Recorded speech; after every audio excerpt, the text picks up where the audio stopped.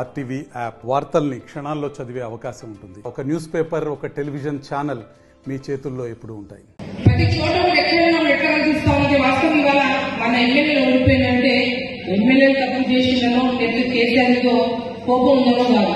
జనాలు ఎందుకో మార్పు అనుకున్నారు. 2 సార్లు కేసీఆర్ చేసినాం కదా, అది కేసీఆర్ నీళ్ళు ఇస్తా ఉన్నాడు, బ్రహ్మాండంగా కరెంట్ ఇస్తున్నాడు, రైతు పోయి బీమా ఇస్తున్నాడు, కళ్యాణ లక్ష్మి ఎట్లా వస్తుంది, మా ఆడబిడ్డలు అన్ని వస్తున్నాయని కాంగ్రెస్ ఏదో 6 గ్యారంటీలు 13 హామీలు 420 హామీలు చెప్తా ఉంటారు. దానికి ప్రజలు ఆశపడి పొరపాటు పడి మొన్న ఓట్లు వేసుకున్నానికి చెంపలు కొట్టుకుంటా ఉన్నారు.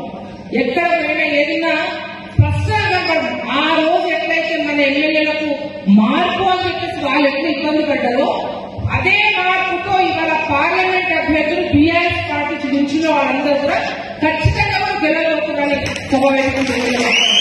అన్ని గాలించట్లే. అందుకే వాళ్ళ గ్యారంటీలకే గ్యారంటీ లేదు. ఆ గ్యారంటీలకే గ్యారంటీ లేదు కాబట్టి మాకు కూడా సభకు రేవంత్ రెడ్డి వచ్చినప్పుడు మీకు కూడా గుర్తు ఒక్క మాట చెప్తా.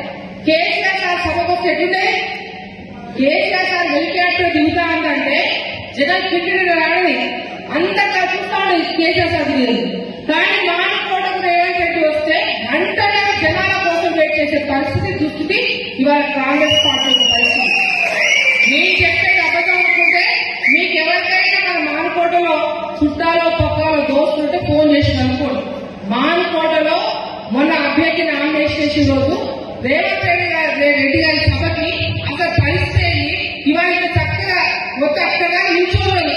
ఒక అభ్యర్థికి వస్తే ఒక పిలిపిస్తే కానీ రేవంత్ రెడ్డి గారి మీటింగ్ కి ఆయన హెలికాప్టర్ దిగే టైంకి 150 మంది ఆ గంటన్నర వెయిట్ చేసి అప్పుడు కొంచెం ఆరోగ్య కొరకు కొంచెం జమైనాక అభ్యర్థి కూడా అందరి తోడు లోపలిపోండి అంటే ఆ దుస్థితి ముందు పరిస్థితులు రాలేదు. అదే జనాల్లో నమ్మకం ఉండి అధికార పార్టీ ఉంది కదా, మీ ఎమ్మెల్యేలు ఉన్నారు కదా, వాళ్ళు మీరు ఎట్లా సభ పెట్టుకుంటే ఎట్లుండాలి, ప్రజలకు ఉత్సాహం ఉండాలి, ఓ నమ్మకం ఉండాలి. కానీ మీ నమ్మకం కోల్పోయింది, ప్రజలు విశ్వాసం కోల్పోయింది. అందుకే మీ సభలకు దిక్కు లేదు, దిశ లేదు, మీ గ్యారంటీకే గ్యారంటీ లేదు. అందుకే రేవంత్ రెడ్డి గారు ఆ గ్యారంటీ మాట పక్కన పెట్టండి. వచ్చి సాక్షాత్ భద్రాచలం ఏదైతే మానుకోవడానికి రాముల వారు గుర్తొస్తారు కాబట్టి రాముల వారి మీద ప్రమాణం చేసి ఒకే చెప్తా ఉన్నా ఆగస్టు 15 చేస్తా అంటున్నాడు. ఓకే భయ్ మంచి ఉంది, నువ్వు ఆగస్టు 15 అసలు ఏ ఆగస్టు 15 చేస్తావు చెప్పు. ఈ సంవత్సరం ఆగస్టు 15 చేస్తావా, వచ్చే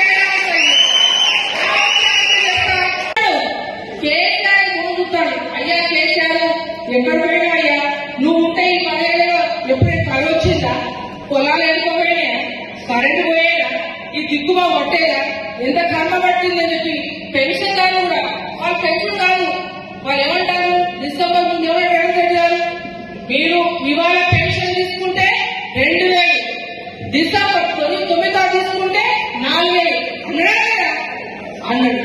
మరి ఎక్కడ రాని పెన్షన్ ఈ 4 నెలల్లో ఒక నెల పెన్షన్ పెంచుంటే ఎవరు, కానీ ఒక నెల పెన్షన్ ఎగరగొట్టింది కాంగ్రెస్ పార్టీ. కాబట్టి మీ గ్రామంలో అంటే వస్తానే ఏంటారు సుజాత వాస్తవం కలుపుతారు. అంటే మీ గ్రామాల మీ ఎట్టగానే చెప్తా ఉంది. ఖచ్చితంగా గ్రామంలో కార్యదర్శి అనండి. ఈ పెన్షన్ దేవుడికి పెన్షన్ అనేది అదొక కళ, కానీ ఒక నెల పెన్షన్ కూడా ఎగరగొట్టింది కాంగ్రెస్ పార్టీ.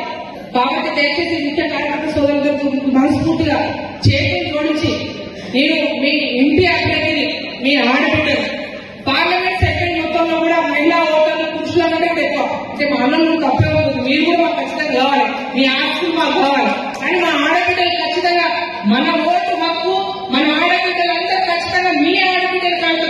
నీకేమైనా ఇబ్బంది అయితే డైరెక్ట్ నా బెడ్రూమ్ రావచ్చు, రోడ్డు పట్టవలసిన లేదు, అక్కడ ఈ పని వాళ్ళు నేరు రావచ్చు.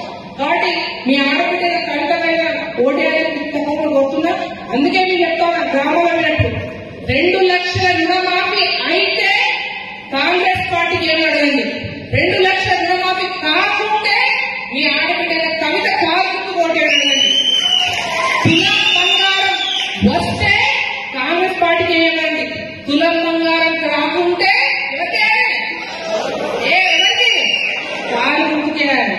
రైతు బంధు పెంచితే కాంగ్రెస్ ఏమండి, పెంచకపోతే పెంచకు దేవుడికి దేవుడు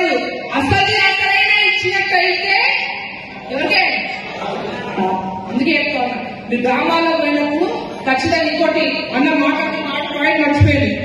ఎంపీ ఎలక్షన్స్ ఉన్నాయి కాబట్టి రేవంత్ రెడ్డి గారు భద్రాచలం వచ్చి 3,000 కోట్లు డబుల్ బెడ్రూమ్ అది ఉట్టి దొంగ కథ తప్ప నన్ను నమ్మకండి.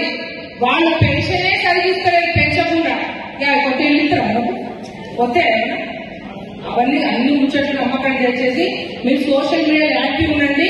సోషల్ మీడియా పేపర్లు రేపు వచ్చేదానికంటే ఇప్పుడు మనం మరిన్ని వీడియోస్ కోసం ఛానల్ ని సబ్స్క్రైబ్ చేయండి. లేటెస్ట్ అప్డేట్స్ కోసం వాట్సాప్ ఛానల్ ని ఫాలో చేయండి. అండ్ లింక్ డిస్క్రిప్షన్ లో ఉంది.